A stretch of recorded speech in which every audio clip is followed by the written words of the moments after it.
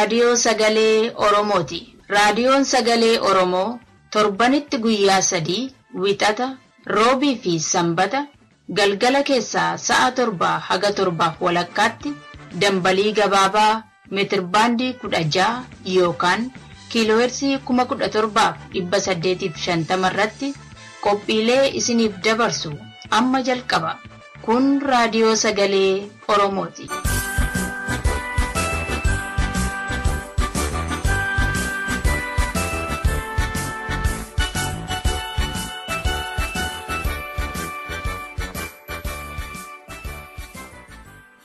Akka mooltan dhaggeeffattoota keenya kabajamoo. Kun raadiyoo sagalee Oromootiin kan isinii darbaa jiru sagantaa keenya fulbaana 6 bara 2014ti. Qophii keenya har'aa keessatti sagantaa Kaayyoo fi Waarii Marii isiniif dhiyeessina. Qophiin Kaayyoo waa'ee ayyaana Irreechaa irratti kan qindeeffamedha. Waarii Marii keessatti immoo waa'ee maalummaa sirna gadaa irratti marii hayyuu Oromoo waliin gaggeeffame kutaa xumuraa isiniif dhiyeessina. Hunda dura kan dhiyaatu oduudha. Aan kanan isin keessummeessu ayyaantu dameeti. Amma oduu har'aaf gara Dassuu Duulaan isin dabarsa.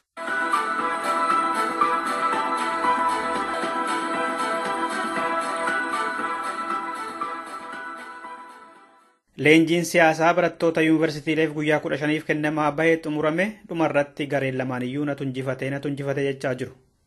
Qonnaan bultoonni Oromiyaa godina Arsii dhiyaa aanaa Shaashamannee immoo jiruuf jireenyi keenya nuuf fooyya'aa jiru jedhani kan jedhu gurguddoo tarra gargalaaf isin dhageessuuf jedhu keessaati. Akkam jirtu dhaggeeffattoota keenya Dassuu Duulaati. Leenjiin siyaasaa barattoota yuunivarsiitiileef guyyaa 15f kennamaa bahee xumurame. Dhumarratti gareen lamaan iyyuu nutu injifate jechaa jiru. Leenjii seenaa, nageenya, siyaasaa fi dinagdee Itoophiyaa of keessaa qabu barattootaaf kennamaa wayita turetti sabaa himaaleenii fi mootummaan Itoophiyaa barattoonni leenjii sana akka gaariitti hordofaa jiru jechaa turani. Barattoonni yuunivarsiitiilee Oromiyaa keessaa immoo marti gaaffii siyaasaa fi mirga Oromoo walii galaa kaasanii mootummaa irraatti deebii akka dhabanidha himataa turan. Yuunivarsiitii Amboo fi Wallaggaatti hiriirri mormii mootummaa irratti bahamee tures. Ambootti barattoonni kanaaf reebamanii kan hidhaa keessa galanis jiru. Yuunivarsiitii Wallaggaa Naqamteetti immoo barataan tokko rasaasa mootummaatiin lubbuunsaa bahee gariin hidhamaniiru. Kamisa eengaddaa leenjiin sun gaafa xumuramu pirezidantii mootummaa Oromiyaa obbo Muktaar Kadir leenjii sun kan milgii fi bu'aa qabeessa ture kan jedhu televezyiiniidhaan dubbatan. Barattoonni yuunivarsiitii Jimmaa immoo yaadni obbo Muktaar kun kan dharaa fi leenjichi jalqabaa hanga xumuraatti jeequmsaan kan xumuramedha jedhan. Hanga mirgi Oromoo kabajamuttis walii galuudhaaf hin jiru jechuudhaan beeksisanii barattoonni Oromoo yuunivarsiitii Jimmaa ibsa jimaata kaleessa baasaniin. Qonnaan bultoonni Oromiyaa godina Arsii dhiyaa aanaa Shaashamannee jiruuf jireenyi keenya fooyya'aa jiru jedhan. Mootummaan immoo yoo tuuta 5-5tiin ijaaramtan guddinni feetanii dhufaa isaaniin jedhee walitti isaan qabaa jira.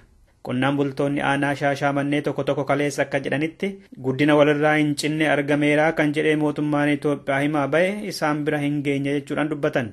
Ammas akkuma durii qonna aadaatiin akka qotanii fi sanyii filatamaallee gahaa akka argataan turredha himani.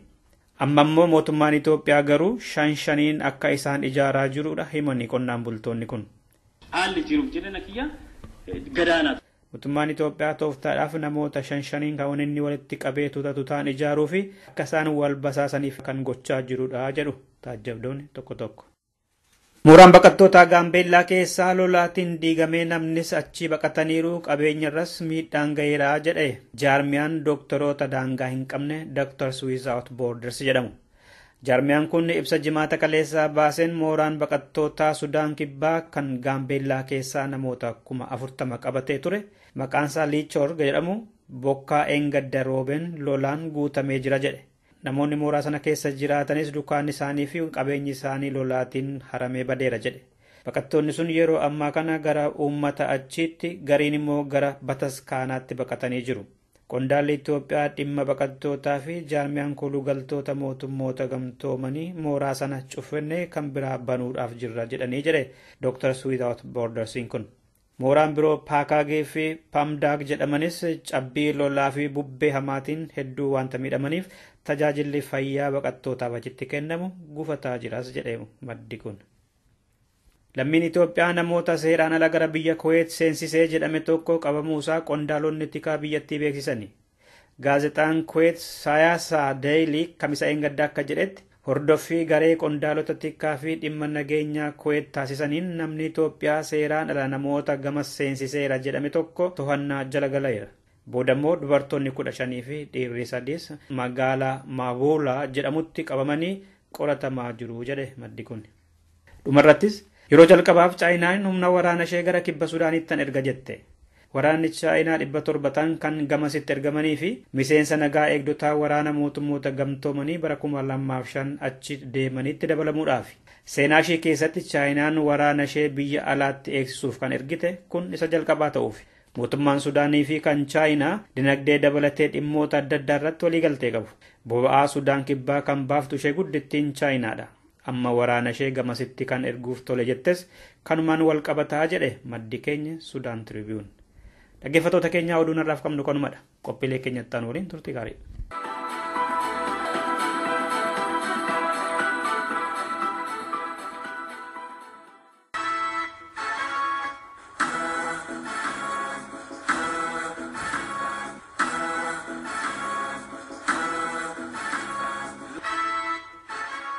Qophii Kaayyoo.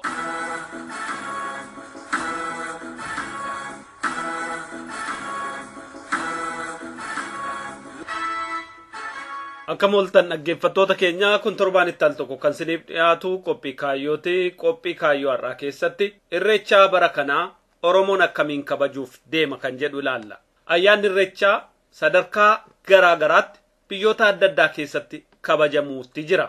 Bara kanas biyyoota garaa garaa keessatti bifa adda addaan kabajamuuf sochiin akkatti jiru hubannoo qabna. Mee ayyaana kanarratti Oromoon maal gochuu qaba?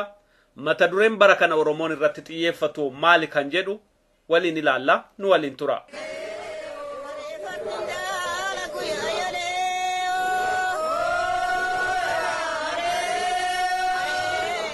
Ayyaanni irreechaa uummata Oromoo biratti aadaa guddaa fi guyyaa kabajaa ta'ee jira. Ayyaanni kun isiniif maali? Mee bakka jirtanitti itti yaada. Namoonni adda addaa immoo yeroo garaa garaa ayyaana irreechaa akkamitti ibsan? Dhugatti kun aadaa keenya dur akaakoolee fi abbootiin keenya kabajachaa turan. Diinaan nu jalaa balleesse arraan kana xiqqaatus agartee bakka jiru baafannee kabajannaa ni guddifannaa dhaloota dhufuufis ni dabarsina. Kanaafuu uummanni Oromoo arginu akka kan guyyaa bareedaadha. Guyyaa bareechee baase dhugaa ayyaana irreechaa kana inni wal fakkeessa. Dhugaan ifaa qaba of keessaa jedhanii kaleessi dukkana ture roobaa deeggarni dukkana ture roobaa ammoo nu addeessuun isaa kun waan xiqqatti hin ilaalamu. Kanaaf kun galata guddaadha, galata waaqaati jechuu hin dandeenya. Ayyaana hedduu nama gammachiisa. Dhumatti ayyaanni irreecha Oromoodhaa waggaa dhufes akka jaabaatti kabajne. Kabaranaa immoo haa caalu.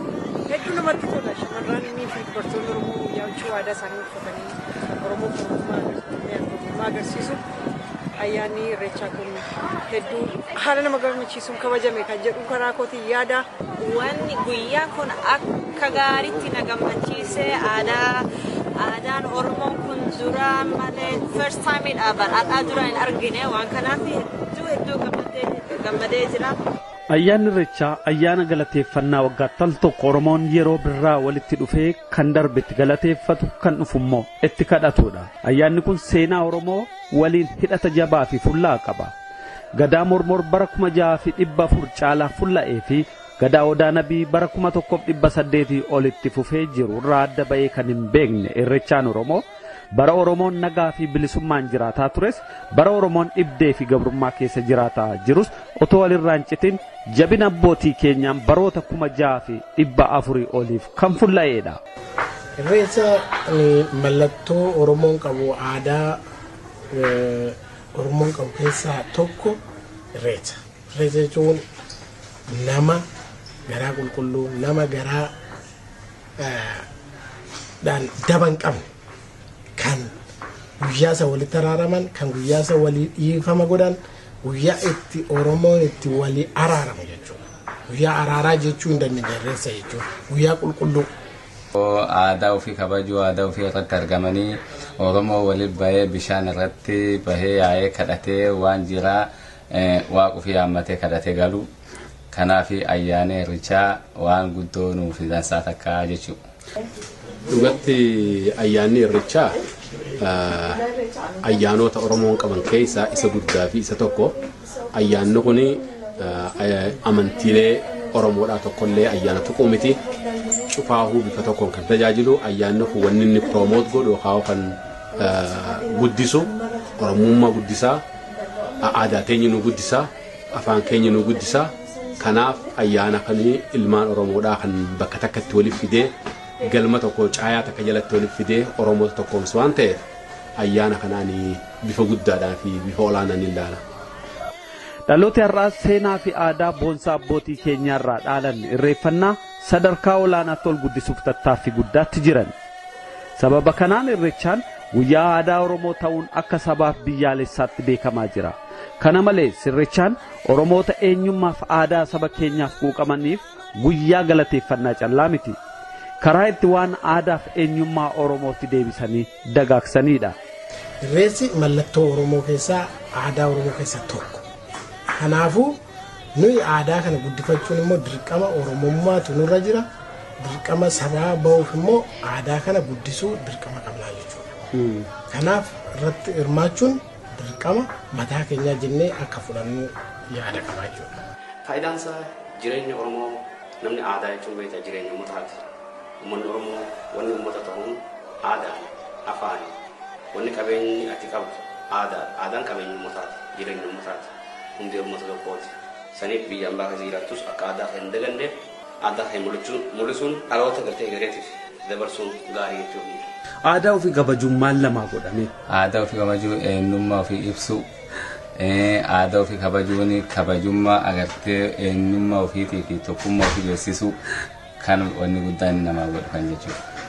Irreechaan guyyaatti akka sabaatti gamtaan wal arganii dhimma har'aatti jiran waliif himan, waan egeree immoo waliif qindeeffatan guyyaa walooma Oromooti. Gamtaan baanii irreechaa irratti aadaaf eenyummaa ofii agarsiisuunis mallattoo sabboonummaati.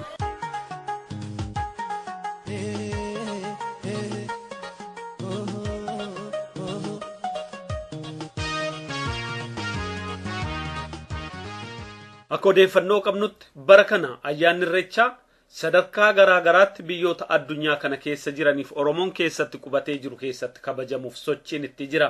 Warri biyya Kanaadaa Torontoo keessa jiraatan hagayya 31 ayyaana kana sirna ho'aatiin kabajataniiru. Sagantaan bahee akka ibsutti biyya adda addaa keessatti Oromoon guyyaa kana walitti dhufee kabajuuf sochiitti akka jirudha. Bara kana keessas mata dureen ayyaana irreechaa yeroo ofii eenyummaa ofiif kennuu jedhamee kabajama. Ilmaan Oromoo biyyoota jiran keessatti wanti isaan bara kana gochuu malan yeroo qaban keessaa xiqqoosaa wareeganii aadaa fi eenyummaa Oromoo guddisuu irratti qooda isaanii ba'uudha. Biyyoota adda addaa keessatti ayyaanni kun akkamiin akka kabajamu qophii ittaanu keessatti qabannee dhiyaanna. Yaadadhaa mata dureen ayyaana irreechaa bara kana yeroo ofii eenyummaa Oromoo guddisuuf wareega gochuudha.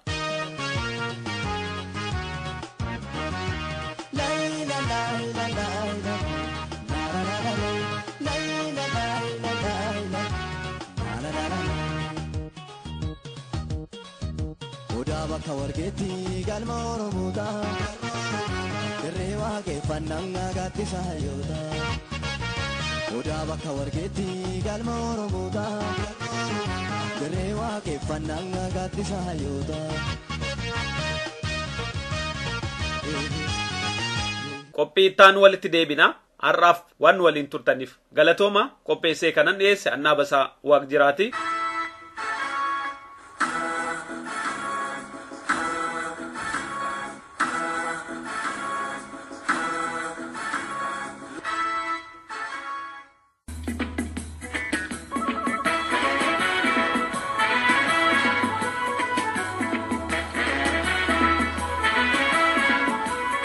Dhaggeeffattoota keenya kabajamoo akkam ooltan kun qophii waarii marii. Qophiin waarii marii torbanetti guyyaa tokko isiniif dabru amma calqaba qopheessee dhiyeessaan Jamaal Ibrahim.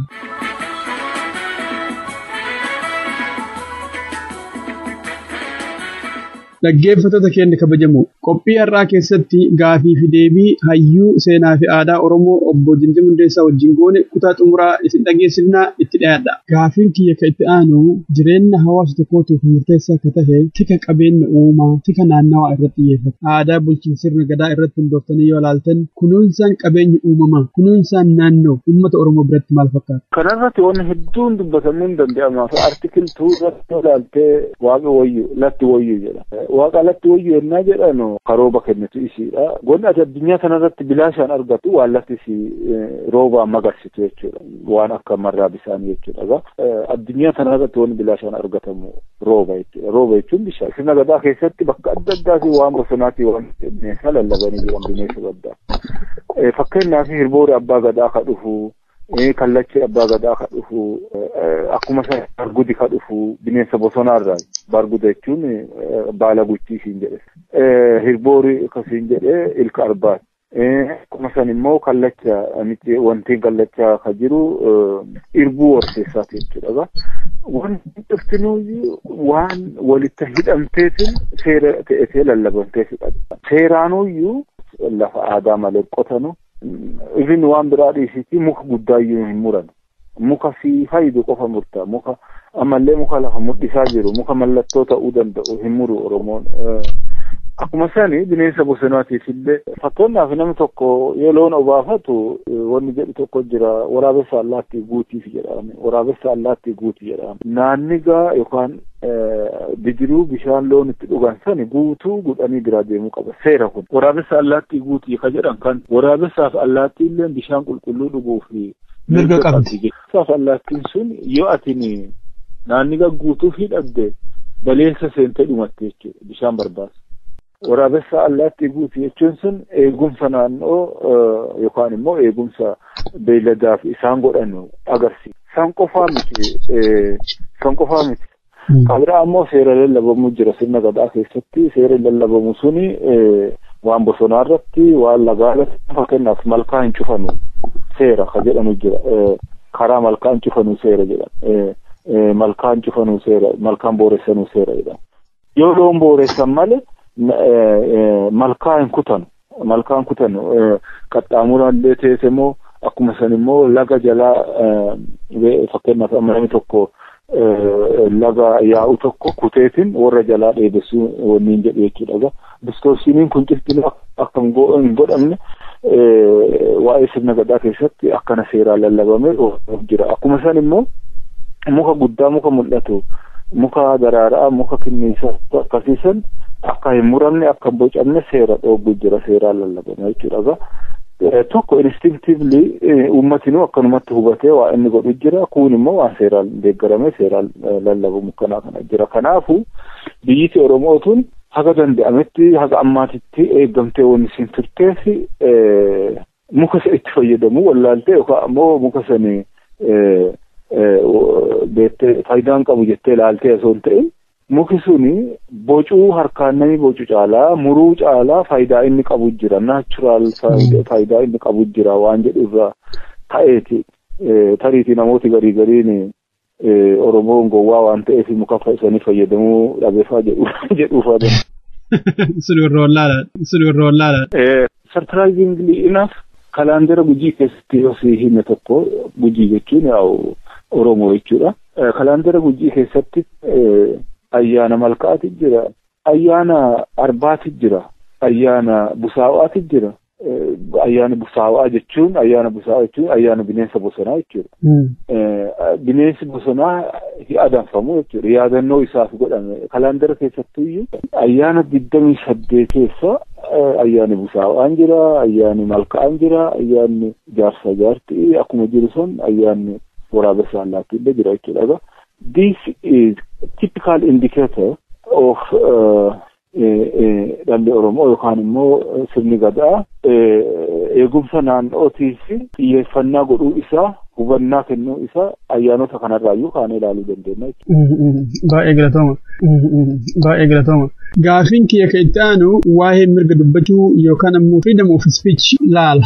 Lammiin biyyaa tokko any ordinary citizen yoo abbaa gadaa yookaan aangawoota biraa irraa quurama qabaate yookaan komiyyoo qabaate sodaa tokko malee na ukkaamsan na hidhan na ajjeesan na tuman jedhee otoo hin sodaatin dubbachuuf mirga qaba. Abbaa gadaa qeequuf mirga qaba jechuu keetii mati? Abbaa gadaa or any official. Waa mucicha qofa gaafata wanni jedhu ilti mucicha jedhaan ilti mucicha jechuun yaa'ii suni waan nama rifachiisaallee yookaan dubbadhu keessa akka narra laallee na eebbisaa jechuu mucicha jechuu isa achiin duubatti mucicha jedhaniin jennaa mucicha jedhaniin hin duubatti immoo waan yaade kan dubbachuuf mirga qabaa jechuudha. Kanaaf abbaa gadaa qeequu qofa osoo hin ta'in nama biraallee waa isaa dubbachuu wanni dhorkamuu hin jirtu jechuudha. Mirgi dubbii eessattuu ka dhorkan hin jiru jechuudha. Hayyee bareeda galatooma. Gaafiin kiyya kan itti aanu haasaa wayita waliin haasayan fakkeenyaaf namni baay'een caayaa irratti yookaan gumii irratti waliin wayita taa'u tartiiba haasayaatii fi dabaree walii kennuu ilaalchisa. Biyyoota amma qarooman kana keessatti yoo ilaallu caffee keessatti yookaan paarlaamaa keessatti namni wayita waliin taa'u parliamentary procedure waan jedhamu jira. Oromoo keessatti yeroo walgahiin gurguddaan godhamu yeroo gumii taa'an tartiibni haasaa ittiin walii kennan maal fakkaata? Bakka tokko qofa laalla. Bakki laallu suni namni sadarkaa isaatitti waa dubbata jedhameeti ka yaadatamu sadarkaa isaati jechuun waa'ee sirna gadaa lallabamu tokko keessatti qaama eeyyameef jira. Warri raaba keessa jiru seera lallabuu hin danda'u. Warra raabaa dhiisi warri doorii illee lallabuu hin danda'u. Haa doorii dhiisi hagataa lallabuu hin danda'u. Seera warri lallabu warra legislative powerii qaban jechuudha. Akkaataa kanaan innaa laalle kuni wanti miti mirga dubbachuu dhabuu osoo hin ta'in job description qabaachuu isaaniiti. Hojii addaan qabaachuu isaaniiti. Akkaataa kana yoo kalaallu teesse namuu waan ifi kennameef jira, waa irra dubbatu jira, waan san kennamaa, waan san hojjeta jechuudha. Seera sanillee keessa seeri sadii tokko akka amma like rules and regulation jennu kana kun immoo aadaa ka jennu jira, seera aadaa irratti inni jedhu jira. Kun immoo like constitutionidha. Seera iyyuu ittiin bulmaata biyya sanii. Kun cuftinuyyuu abbaa qaba. Ammoo haa ta'u yennaa gara dubbiitti gaawwanni jette warri waan san keessa 100% miseensoti wal qixxee waan dubbachuu qaban. Garuu tartiiba isaa eegatamee jira. Toggise jedha namni dubbatu tokko yoo dubbii san fixatu toggise jedha. Yennaa toggisee isaa dhageette malee interrupting gootu afaan hin qaban nama. Toggise jechuun over akka amma fakkeenyaaf reediyoorra nama haasa'u dhageettee jiraattee haasa'ee dubbateetiin over jedha. Innaa saniin duuba kun reediyoo banee reediyoo sanii wanni jedha jechuudha. Reediyoo kominikeeshinii agarteessaa miti akkasuma jechuudha. Innaaf egaa isa buufachuu isaa wanni inni jedhu toggise jedha. Yennaanni toggise jedhu ka dubbachuu fedhu kun qophise jedha. Qophise jedha. Innaan akka qabi jedha. Yoo ammoo jidduuni sirreessuu namni barbaade tokko yoo jiraate deemsa irratti sirreessuu namni barbaade tokko yoo jiraate qophise jedha.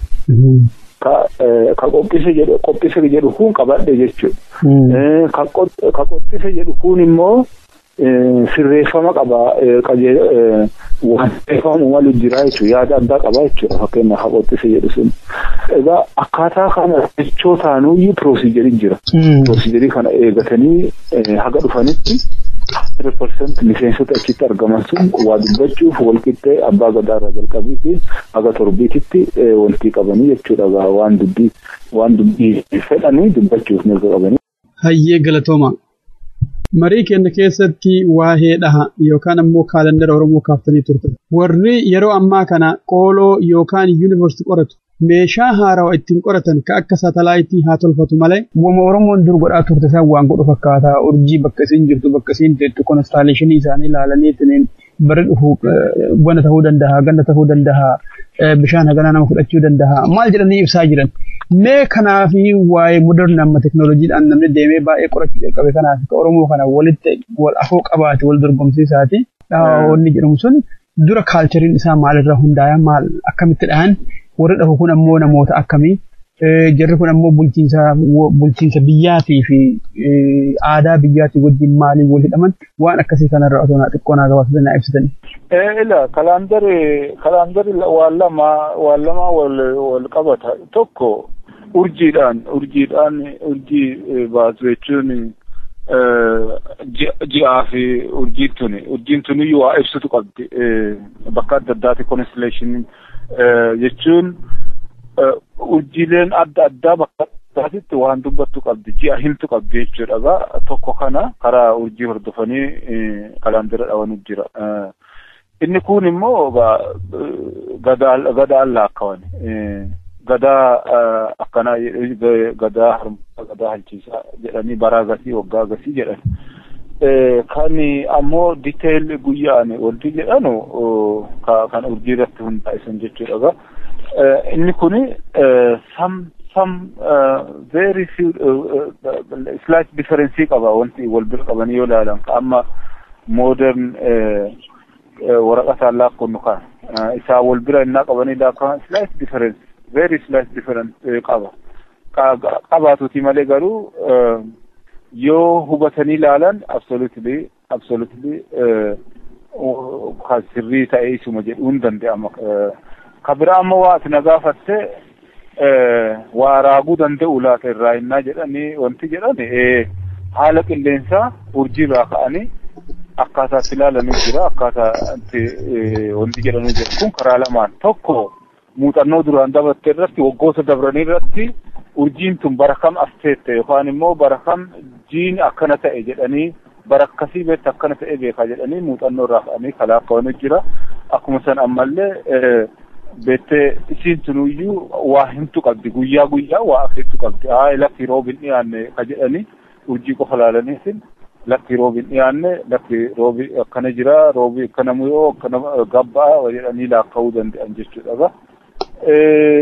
Waan hedduu waan saayinsiin wal bira qabneetiin proof disproof jennu nuti akkayyuu nama barakaa jennu malee garuu isaa waa irraa mirkaneeffatanii irraa nutti akeekaa hedduu qabanii jechuudha. So basically saayinsiin ammaa ka wannaadhaan Hubble telescope qoratullee wanni inni godhu kanumaan tokkicha natti fakkaata. Meteoroloojiillee burroobuu danda'a sa'a daqiiqaan booda mootuyyuu aduun bahuu dandeetti jedhe nutti hima wanni Oromoon godhuu fi wanni amma tahaa jiru watakkayyuu garaagarummaa guddaa qaba natti fakkaatu yoo meeshaan ammayyaa itti dabalame malee. Right. Wanni garaagarummaan jiru maali isaan teleskooppii samii keessa ka'anii jiranii warri ammayyaa kun teleskooppii samii keessa ka'anii jiranii nuti immoo lafa teenneetiin waan san tilmaamna garaagarummaan jiru sanuma malee wanni biraa waan jiru. Egaa guddinni hawaasa keenyaa gufachuu yookaan cabuu irraa madda guddinni hawaasa keenyaallee osoo cabuu baate kaslaa har'a addunyaa tana saatalaayitiin yookaan meeshaa achi caaluun qoratu uummata Oromoo na fakkaata. Right. Obbo Jimjam Hundeessaa hayyuu seenaa fi aadaa sirna gadaa Oromoo affeerraa isinii goone kabajanii marii kana nu hayyamuu fi irratti nu argamuu keessaniif maqaa dhaggeeffattoota raadiyoo sagalee Oromootiin ammallee irra deddeebi'ee isin galatoomfadha. Dhaggeeffattoonni raadiyoo sagalee Oromoollee marii kanarraa waan hedduu akka baratan abdii guddoo qaba. Otoo marii keenya hin goolabiniin dura kitaabota hagammaa maxxansitan akkaataa dhaggeeffattoonni keenya itti argachuu danda'an akka nu ibsatan daandii qilleensaa isinii gadhiiseera.